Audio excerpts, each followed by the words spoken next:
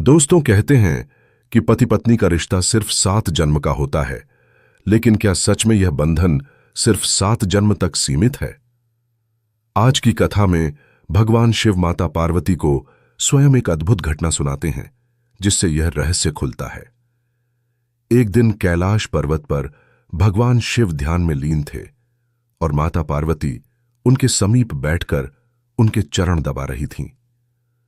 अचानक माता पार्वती के मन में एक सवाल आया।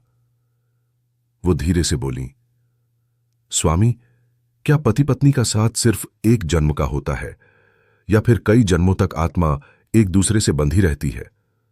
महादेव ने मुस्कुराते हुए कहा, देवी, तुम्हारा प्रश्न बहुत गूढ़ है। इसका उत्तर एक प्राचीन कथा में छिपा है। सुनो। सतयुग में अयोध्या जैसे एक नगर में राजकुमार धर्मसेन और राजकुमारी सुरभि का विवाह हुआ। दोनों एक दूसरे के प्रति समर्पित, प्रेमपूर्ण और आदर्श दाम्पत्य जीवन जी रहे थे। परंतु एक दिन युद्ध में धर्मसेन गंभीर रूप से घायल हो गए। मृत्यु से पहले उन्होंने सुरभि का हाथ थामकर कहा, प्रिय, अगले जन्म में भी तुम मेरी पत्नी बनना, मैं तुम्हें ढूंढ लूंगा।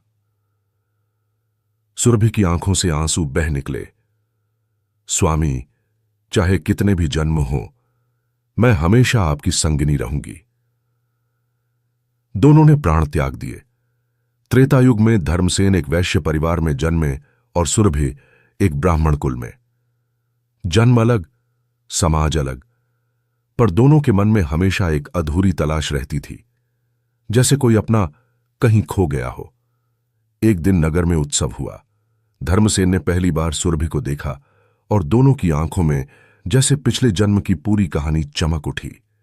लेकिन इस जन्म में परिस्थितियां विपरीत थीं।